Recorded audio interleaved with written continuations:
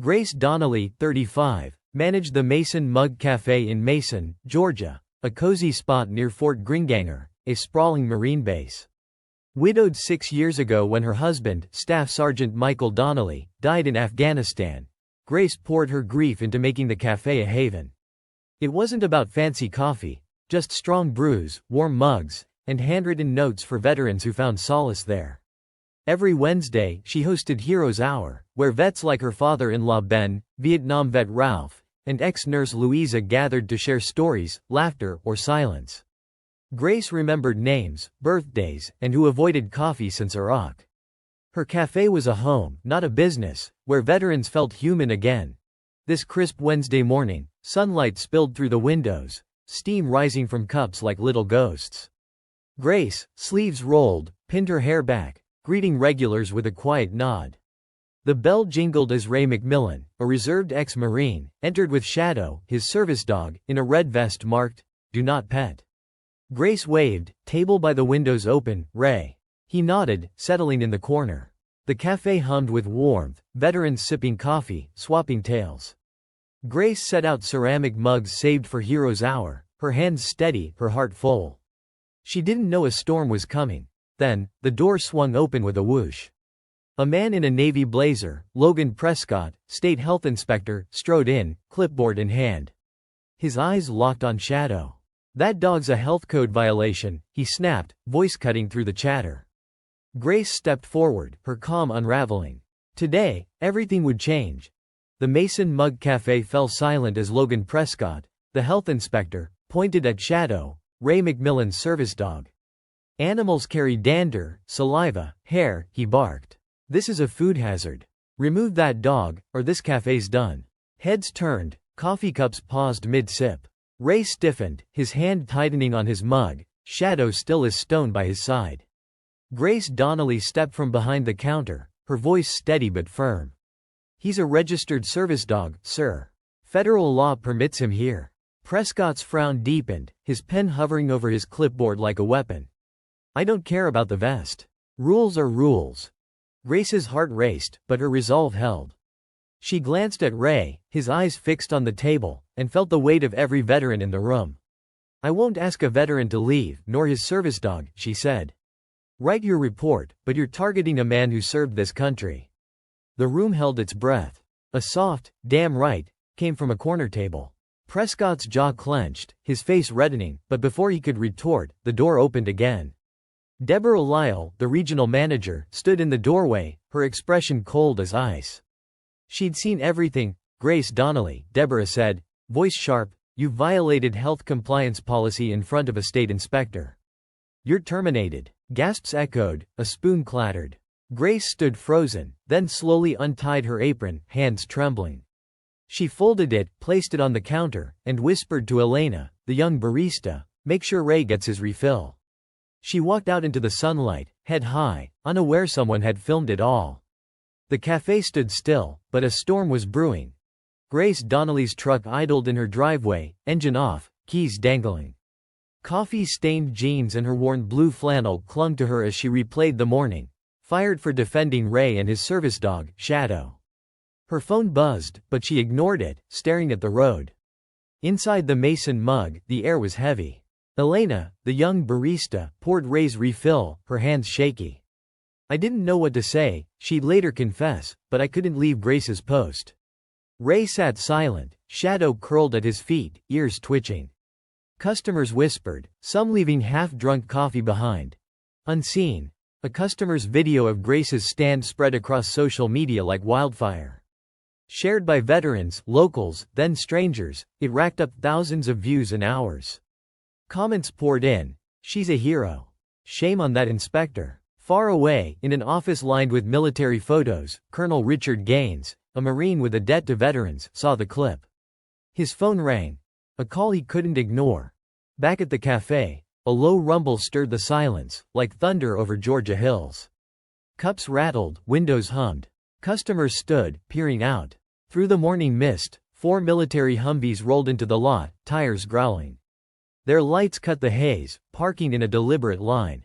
Doors opened in unison, and out stepped Colonel Gaines in full dress blues, gold buttons gleaming, ribbons bright. Behind him, 24 Marines stood at attention, their presence a quiet command. Inside, Logan Prescott froze, clipboard forgotten. Deborah Lyle paled, stepping back. The bell jingled as Gaines entered, his boots echoing. He saluted Ray, then turned to Elena. "Is Grace Donnelly here?" Elena shook her head. She was fired. The colonel's jaw tightened. A reckoning had begun. Colonel Richard Gaines stood in the Mason Mug Café, his marine dress blues a stark contrast to the cozy space. The silence was heavy, broken only by the faint hum of the coffee machine.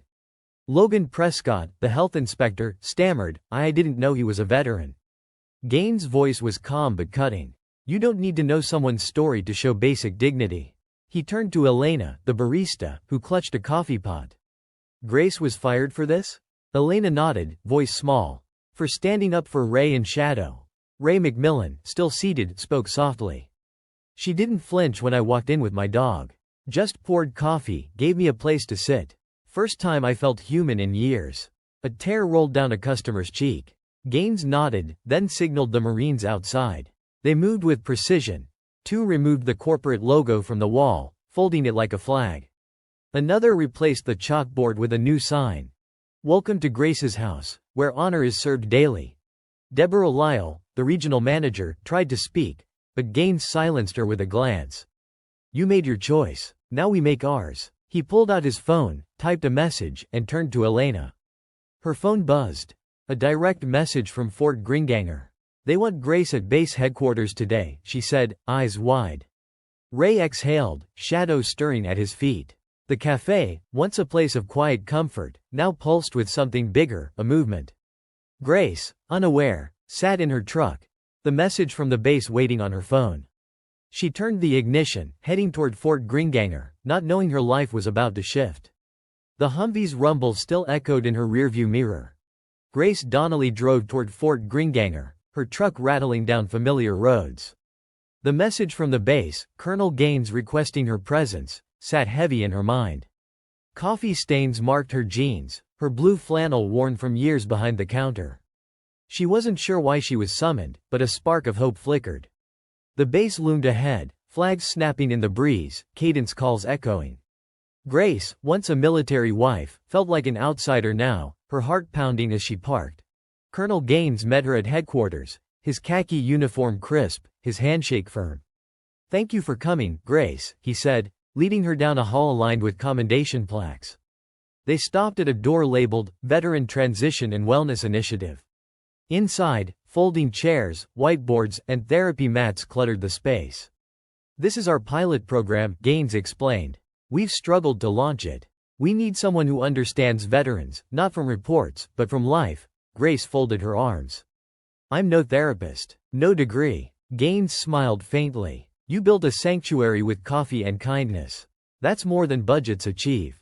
A young woman, Tiffany Rios, stepped forward, burned scars peeking from her sleeves, a service dog puppy at her side. "I saw the video," Tiffany said shyly. "I'd sit in a place you run." Grace's breath caught. Gaines softened. "We want you as director, shape this center, build community, led." Grace looked at Tiffany, then at a photo of her late husband, Michael, tucked in her pocket. She thought of Ray, Shadow, and the veterans who found peace at her cafe. "I'll do it," she said quietly. Gaines nodded. "Let's get to work." The room felt alive with purpose. Grace's mission, once confined to a cafe, was about to grow.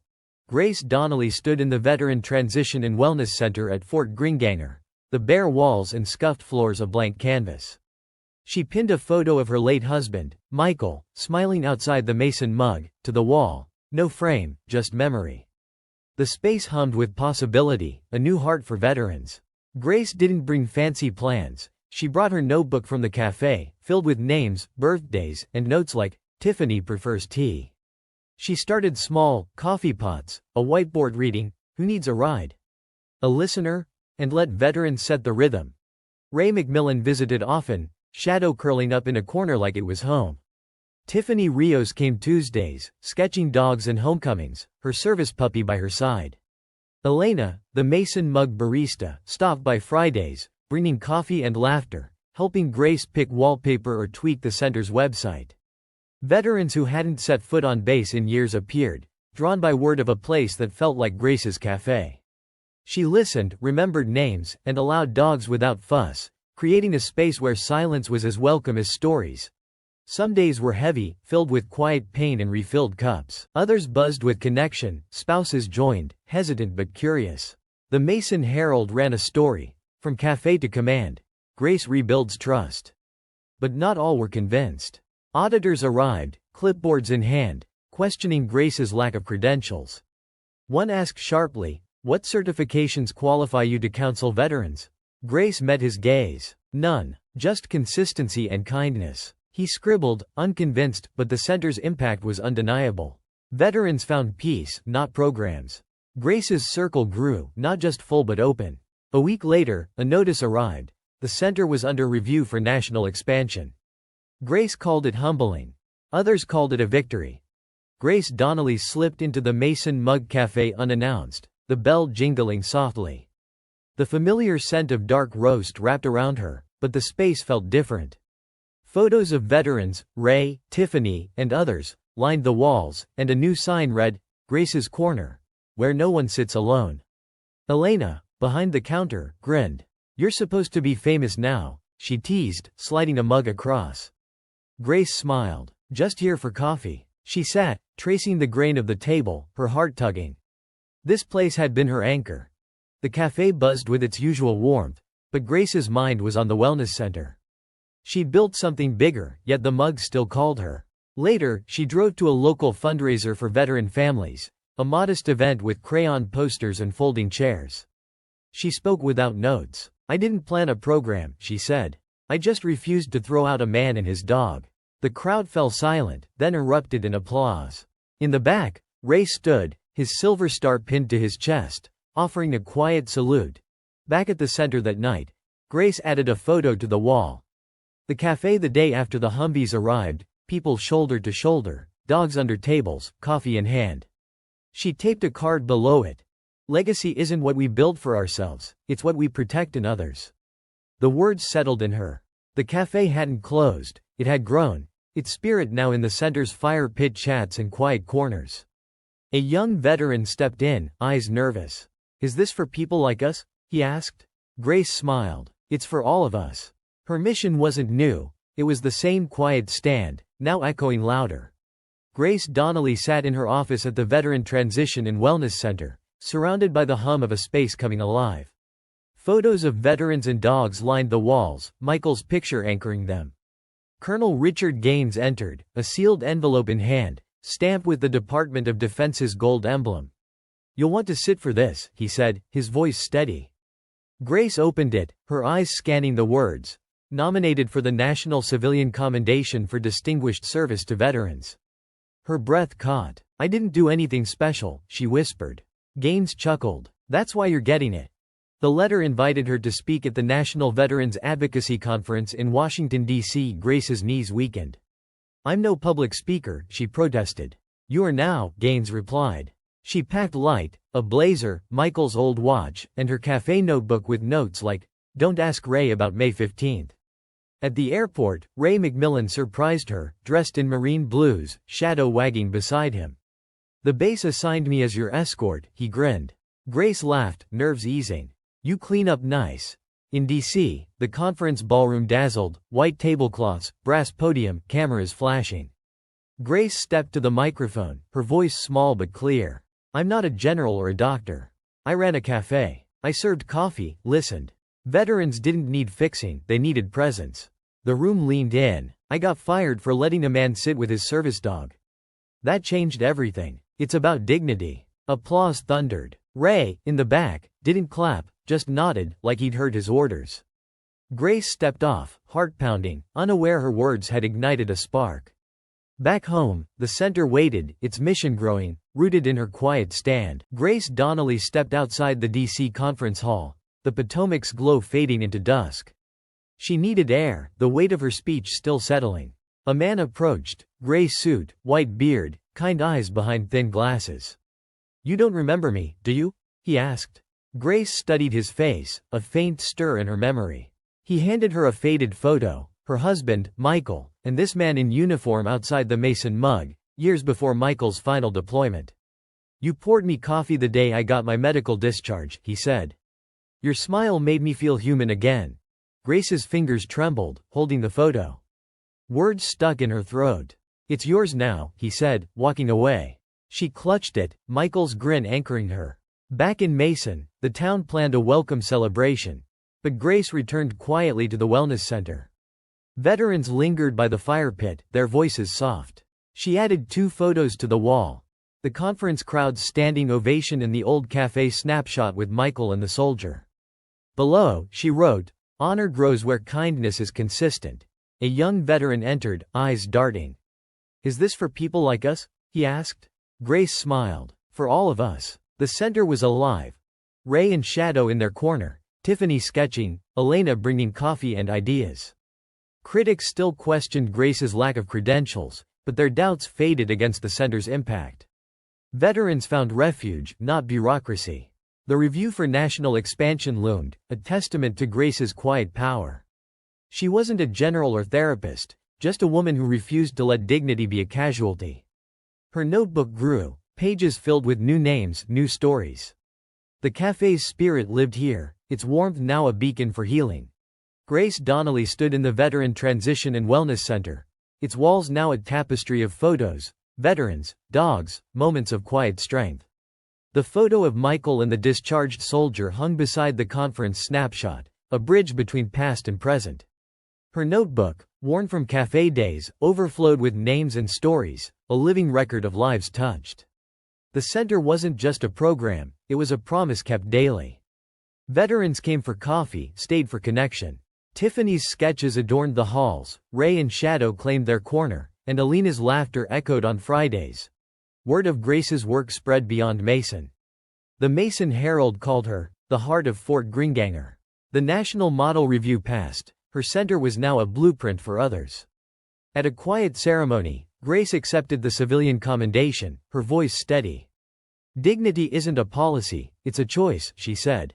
The crowd rose, Ray saluting from the back. Back home, she returned to the Mason mug, now, Grace's corner.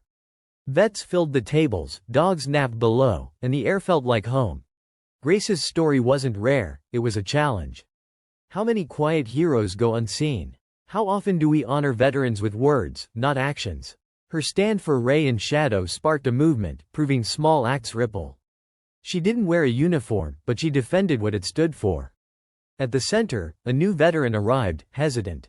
Grace offered coffee and a smile. "Welcome," she said. "You're home." The circle widened, never full, always open. Her legacy wasn't the center or the award. It was the dignity she protected, one cup, one name at a time. In a divided world, Grace reminded us, honor is daily, and kindness is the strongest stand.